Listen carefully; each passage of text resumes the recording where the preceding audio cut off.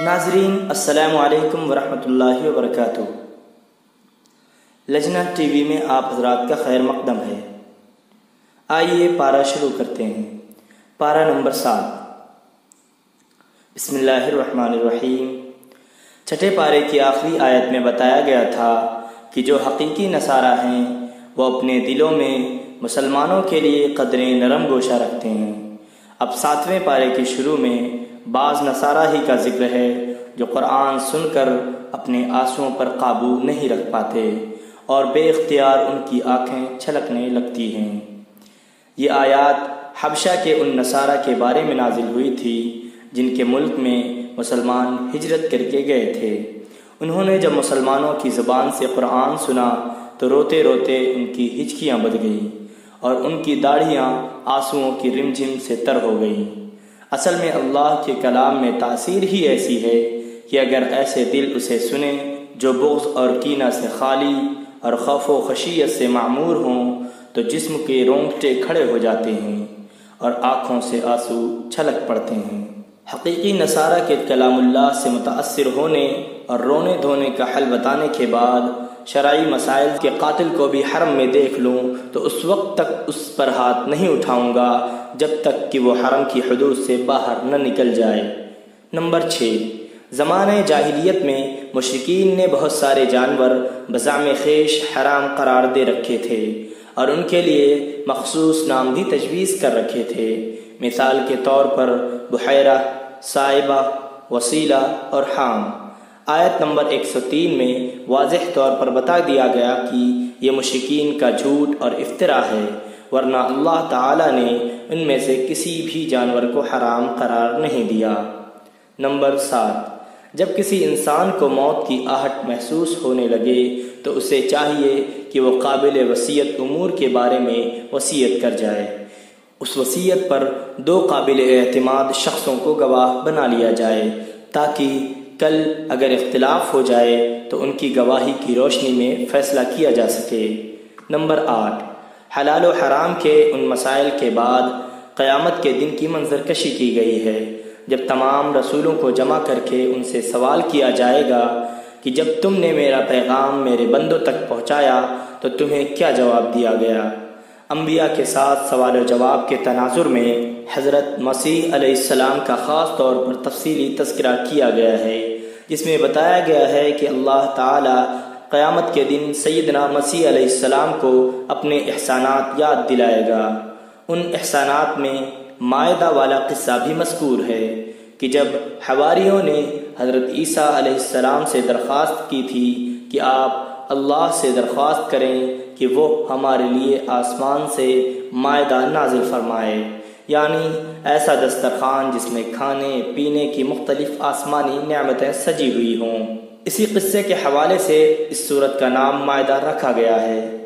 اپنے چند احسانات گنوانے کے بعد اللہ تعالیٰ سوال کرے گا، اے عیسیٰ مریم کے بیٹے، کیا تم نے لوگوں سے کہا تھا کہ مجھے اور میری والدہ کو اللہ کے سوا معبود ٹھہراؤ؟ حضرت عیسیٰ علیہ السلام بارگاہ جلال میں عرض کریں گے، تو پاک ہے، میرے لیے یہ مناسب نہیں تھا کہ میں ایسی بات کہتا جس کے کہنے کا مجھے حق ہی نہیں تھا۔ پھر عرض کریں گے کہ میں نے تو انہیں ایک اللہ کی عبادت کا حکم دیا تھا، اگر انہوں نے میرے حکم کی نافرمانی کی ہے تو آپ کو اختیار ہے، چاہیں تو انہیں سزا دیں اور چاہیں تو معاف کر دیں۔ قیامت کے دن کی منظر کشی اور اللہ کی ہماگیر سلطنت کے تذکرے پر سورہ مائدہ اختتام پذیر ہو جاتی ہے۔ سورۃ الانعام۔ سورہ مائدہ کے بعد 7ویں پارہ کے دوسرے پاؤ سے سورہ انعام کا آغاز ہوتا ہے۔ اس سورت میں 165 آیات اور 20 رکوع ہیں۔ یہ مکی سورت ہے۔ مکی سورتوں میں عام طور پر 3 بنیادی عقائد سے بحث کی جاتی ہے، یعنی توحید، رسالت اور آخرت۔ اس سورت کی ایک نمایاں خصوصیت یہ ہے کہ اس میں مشرکین کے غلط عقائد کی تردید کے لیے تقریر اور تلقین دونوں اسلوب اختیار کیے گئے ہیں۔ اسلوب تقریر کا مطلب یہ ہے کہ اللہ تعالیٰ کی توحید اور قدرت و عظمت کے دلائل کو ایسے مسلم اصولوں کی صورت میں پیش کیا جاتا ہے کہ ان کا انکار ایسا انسان کر ہی نہیں سکتا جسے اللہ تعالیٰ نے قلب سلیم اور عقل صحیح سے نوازا ہو۔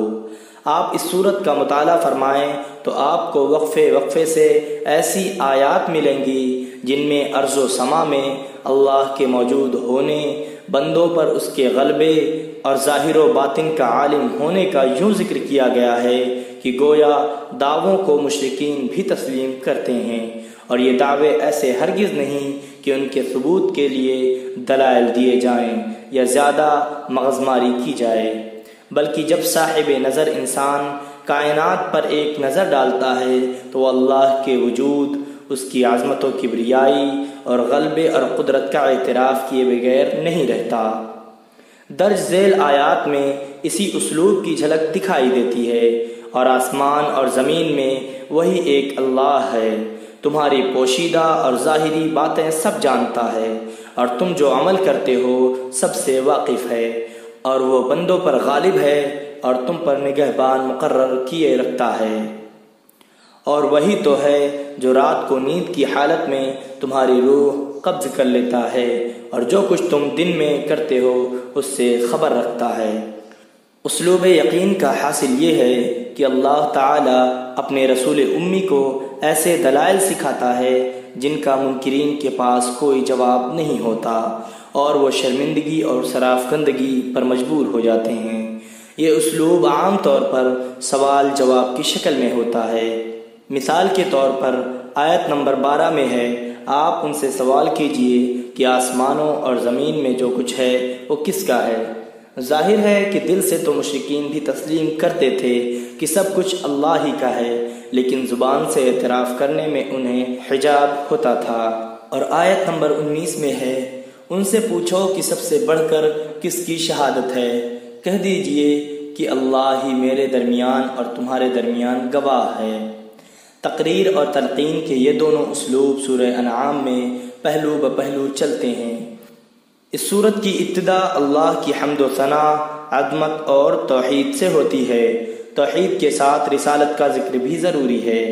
چنانچہ بتایا گیا ہے کہ منکرین کی عادت یہ ہے کہ رسول اللہ صلی اللہ علیہ وسلم جو بھی دلائل و براہین ان کے سامنے پیش کرتے ہیں یہ ان سے اعراض کرتے ہیں، اور جواب میں کٹ حجتی کے طور پر کہتے ہیں کہ اس نبی پر کوئی فرشتہ کیوں نہیں اتارا گیا۔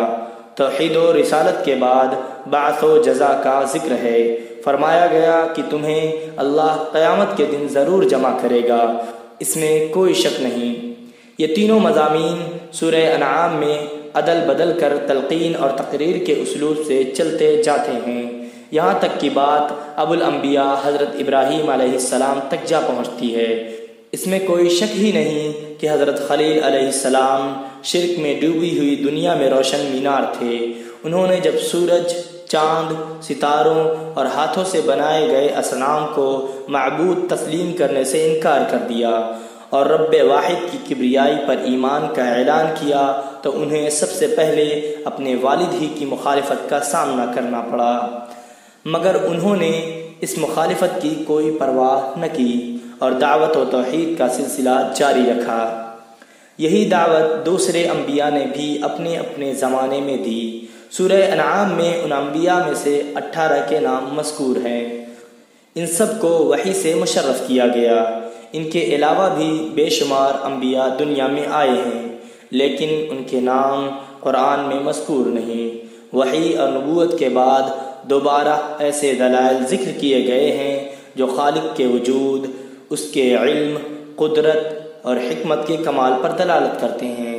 ان دلائل سے اس طرف متوجہ کیا گیا ہے کہ مقصود حضور اکرم صلی اللہ علیہ وسلم کی ذات و صفات اور اس کے افعال کی معرفت ہے، لیکن مکہ کے کفار ان دلائل میں تو غور و فکر نہیں کرتے تھے، البتہ مختلف قسم کے معجزات کا مطالبہ کرتے رہتے تھے کہ اگر ہمیں فلاں معجزہ دکھا دیا جائے تو ہم ایمان قبول کر لیں گے، حالانکہ ان کی یہ باتیں زبانی جمع خرچ اور دفع الوقتی کے سوا کچھ نہ تھی۔